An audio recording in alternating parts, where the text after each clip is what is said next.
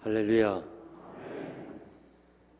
우리가 세상을 살면서 여러 가지 닥치는 일들이 있습니다.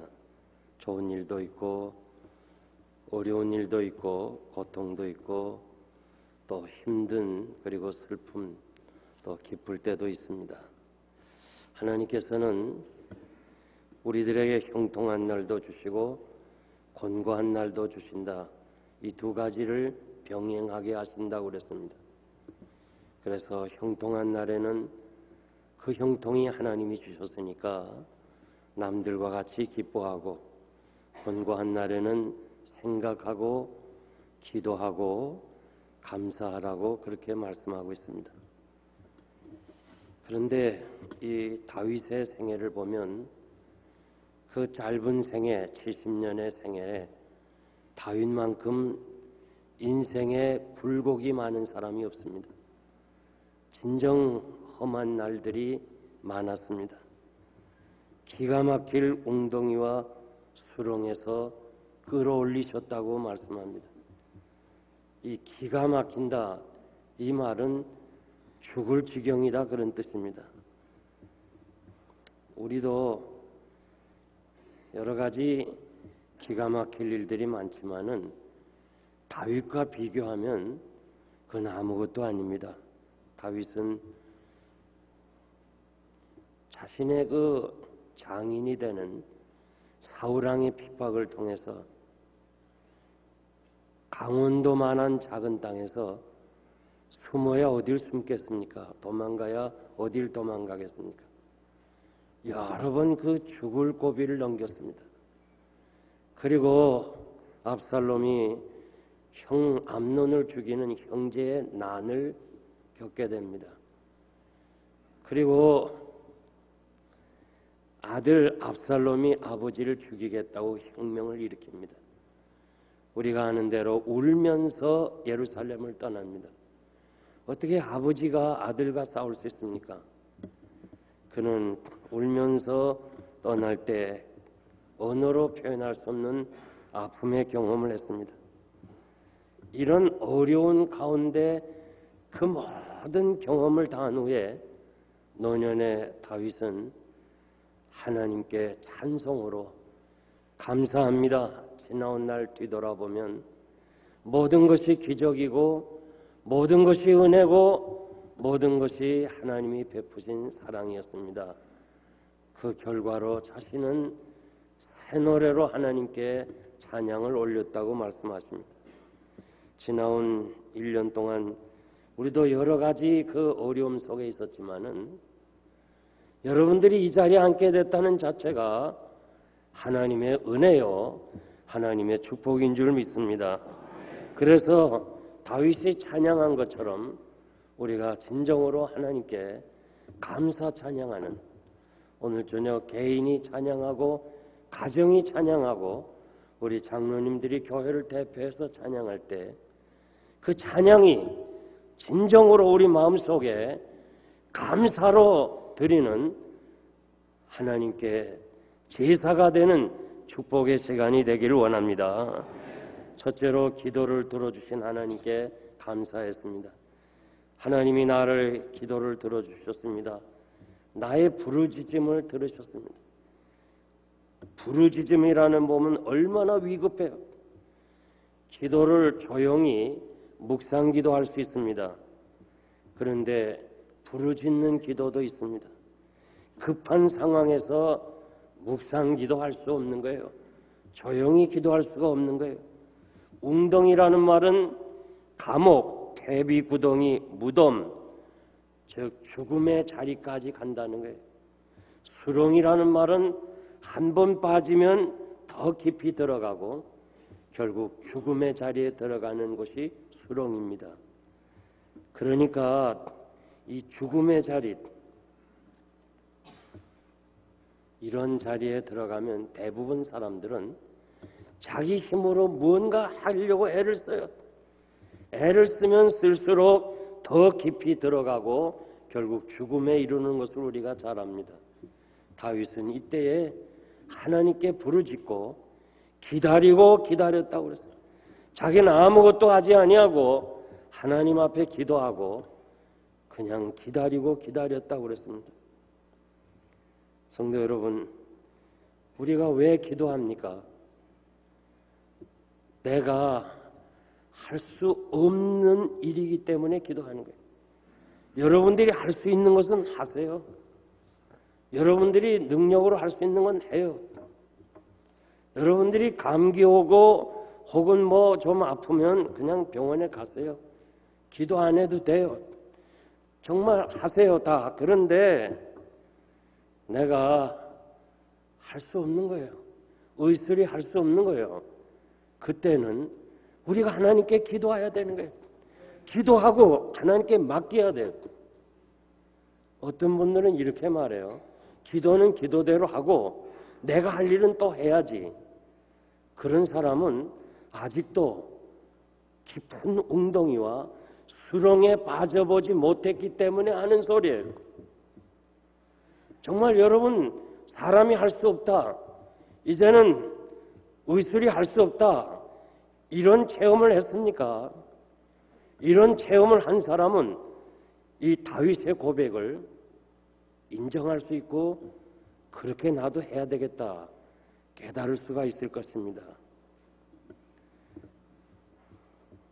하나님께 기도하는 것은 하나님께 맡기는 것입니다. 응답은 언제 할는지 모르지만은 다윗은 반드시 하나님이 응답하실 것을 바라보고 그때가 있는 것을 바라보고 기다리고 기다렸다는 거예요. 왜 우리가 기도하고 응답이 없어요? 하나님이 하실 때를 기다리지 않는 거예요. 내가 다 하는 거예요. 기도는 반드시 응답이 있는데 그 때는 개인에 따라 달라요. 요셉에게는 13년의 세월이 있었어요. 모세에게는 40년의 시간이 필요했어요. 요나에게는 3일이 필요했어요. 저도 이 짧은 생애를 지나면서 그 많은 기도를 통해서 응답을 받았는데 그 응답의 시간들은 나는 몰라요. 하나님만이 하세요. 때로는 즉시 응답할 때가 있고 때로는 기다릴 필요가 있었고 때로는 안 줄 때, 응답이 없을 때도 그것도 응답이에요. 그래서 다윗은 기다리고 기다렸더니 하나님이 응답해 주시고 끌어올리시고 내 발을 반석 위에 두시고 걸음을 견고케 하셨다. 그 수렁에서 죽을 수밖에 없는 자리인데도 다윗은 기도했더니 하나님께서 그를 끌어올리실 뿐만 아니라 반석 위에 다리를 세우게 하시고 걸음을 아주 강하게 하셨다는 거예요. 수렁에 빠진 사람은요, 그 다리를 쓸 수가 없습니다. 하나님께서 우리에게 기도 응답할 때는요, 완벽하게 강하게 전보다 더욱 하나님 앞에 영광을 돌리도록 견고케 하실 줄 믿습니다. 그러므로 여러분, 제가 여러분들에게 말씀드리고 싶은 것은 여러분들의 그 어려운 사정, 도울 힘이 없는 인생을 의지하지 말고 하나님 앞에 기도하고 기도한 이상은 기다리고 하나님이 어떻게 하실까를 좀 기다리고 기다림으로 다윗처럼 이런 큰 축복이 체험적으로 여러분이 있기를 바랍니다. 두 번째, 셀 수 없는 은혜에 감사했어요. 여호와 나의 하나님이여, 주의 행하신 기적이 많이 있습니다. 주님이 나를 향하신 생각도 많이 있습니다. 내가 들어 말하고 싶어도 너무 많아서 셀 수가 없습니다. 센다고 해도 보답할 길이 없고 그저 감사뿐이고 하나님을 찬양할 뿐입니다. 기적이 무엇입니까?